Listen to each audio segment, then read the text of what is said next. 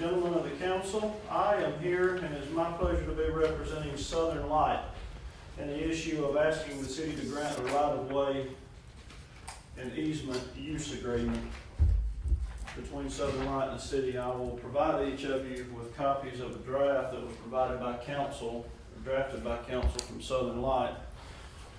Southern Light is a bulk data transporter, and they use technologies that I'm not qualified to speak about in order to transport that data for business customers. I have here with me Eric Daniels, who's the Chief Operating Officer and one of the founders of Southern Light, and he can answer any of your questions that I'm not qualified to answer. But one thing I want to explain to the council before I turn it over to Eric or we try to answer your questions is that Southern Light does not want to be and is not a residential, commercial, end user provider. They work for businesses. They do bulk data transfer. They're not here to take customers away from Farmers Telephone or anyone else. They're here to try to enable the cell service and the data transfer in other areas for folks from end to end. They will not be hooking up to your home. They'll be providing what the person you deal with who does hook up to your home might transport to your home. So with that, we'll answer any questions you have, or more specifically, I imagine Eric will have to be the one who answers them, but go ahead and fire them away. Do you have a proposed route as to where you'll be laying the fiber within the city limits? We do have a route that I don't know that that's been provided to you, but that route is proposed. We have some other options, and it's possible we might be able to work with somebody here locally to accomplish that without having to use it in public rights of way. But we need the ability to do it if that doesn't work out. And Councilman, I would assume, since y'all have two folks who are not here who might be interested in this, what I can do is get that map and provide it to each of you, provide it to Judy so she can show it to you. And I apologize that we don't have that here tonight, but there is a proposed route that exists right now.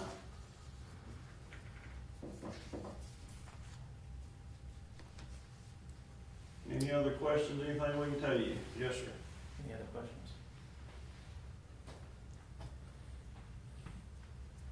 I might have some questions later. Yes, I'd sir. like to read through this. Yes, sir, and we'll be available to answer those. If I can't answer them, and likely I can't, I'll refer you to whoever can with Southern Light. Okay. Okay, thank you. Thank you.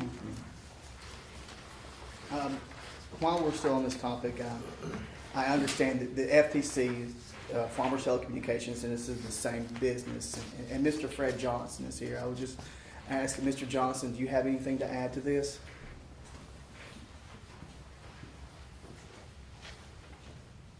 Mr. Mayor, members of the council, I appreciate the opportunity to speak, and I'd be glad to do it. Now, let me be real clear about this.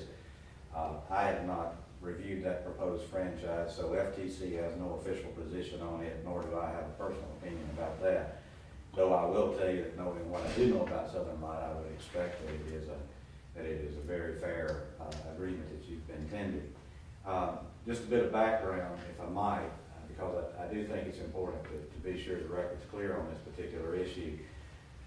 The 96 Telecommunications Act confers certain rights and obligations on parties seeking franchises such as this, and the city will have certain obligations to respond to this request. And you've got extremely competent counsel on both sides of the issue, and I'm sure you can cover that for you.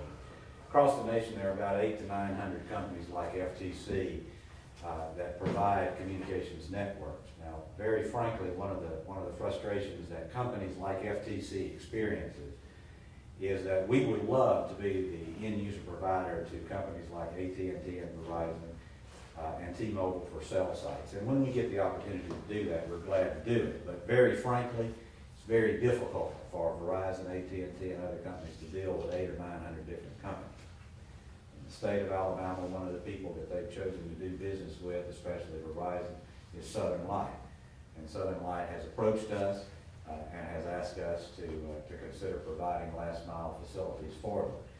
And I will be very candid in telling you that FTC would much prefer to deal with companies like Southern Light than with these large carriers in providing networks that we already have in place for that purpose. Now, at the same time, we're cooperative. I'm very jealous of our territory, and I do my due diligence. I've asked these fine gentlemen face to face what their intentions are, and they've talked to me in business terms about what their intentions are. And I have no reason to believe that they're not gentlemen of their word. And I hope that FTC gets an opportunity to work with them in providing these networks. It's much more efficient for us to do that, again, than it is to deal directly with these other folks. At the same time, they're very good businessmen. If I don't make them a good deal, they'll build it themselves. So it's in both of our interests for us to work together to avoid that duplication of costs, and I certainly hope that we can do that. FTC has no right, nor no principle of which to object to it, given the fact that I know you'll get good legal advice on making a good decision for the city, just as you did when you issued a franchise to us for the provision of video services. Quite frankly, we hope to have a good working relationship with these folks, provide good services that ultimately benefit our communities. So thank you for the opportunity to say that. Thank you, Mr. Johnson. Thank you.